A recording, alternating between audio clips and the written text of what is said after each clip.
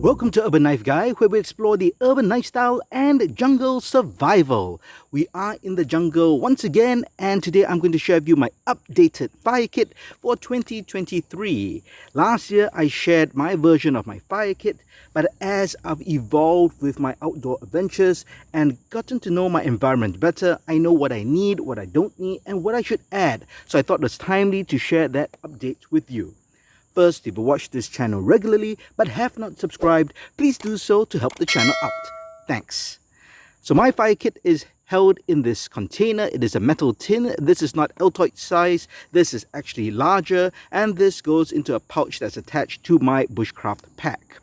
So everything's held together by this rubber band. Let's open it up right away. And there's a pull-off lid.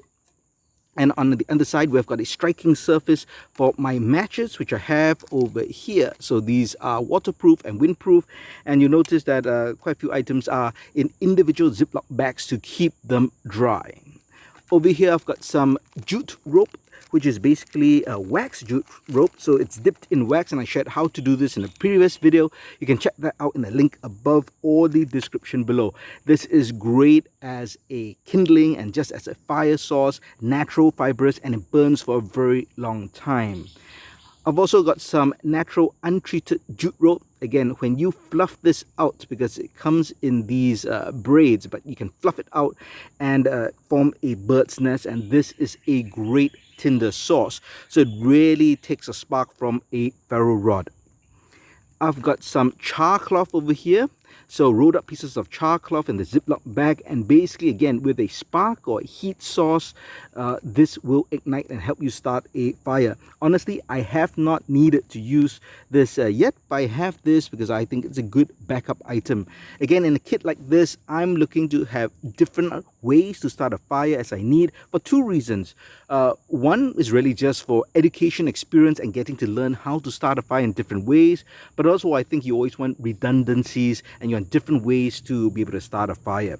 So we definitely have different tools that we have inside here, from tinder to ignition tools and more for kindling. So that's kind of the principles that I thought of as I put this together.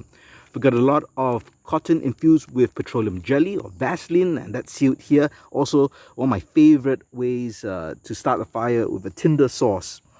And for kindling, we've got some fat wood. So a variety of fat wood over here.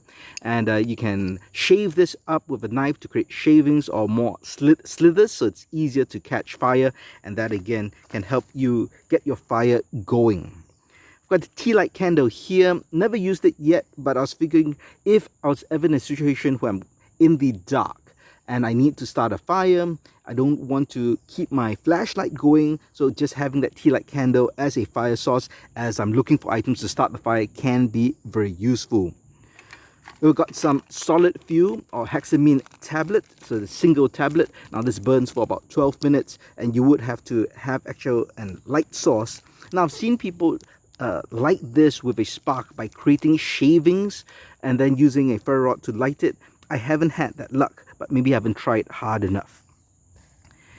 We've got a mini big lighter, so that's great to, of course, have a light and also create sparks even when the fuel has run out.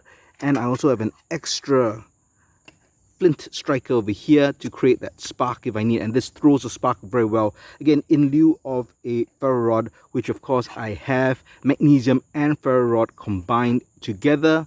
And I do have a scraper here, so you can scrape off magnesium, which burns very hot, and then I can strike a ferro rod. So just so many redundancies, just to be sure.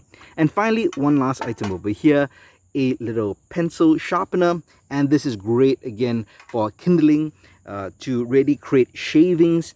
If you take small twigs and you put it through the sharpener, you can sharpen it up to get shavings. And of course you could use your knife, but again, one small tool doesn't take up much space. It's right there if I need it. There you have it, my updated fire kit for 2023. Let me know your thoughts and let me know if you think I should add anything else inside. I should mention I did not put a credit card size magnifier inside. I know a lot of people do suggest that. Well, one reason is I find those magnifying plastic pieces of that size, credit card size, are just too small to be effective.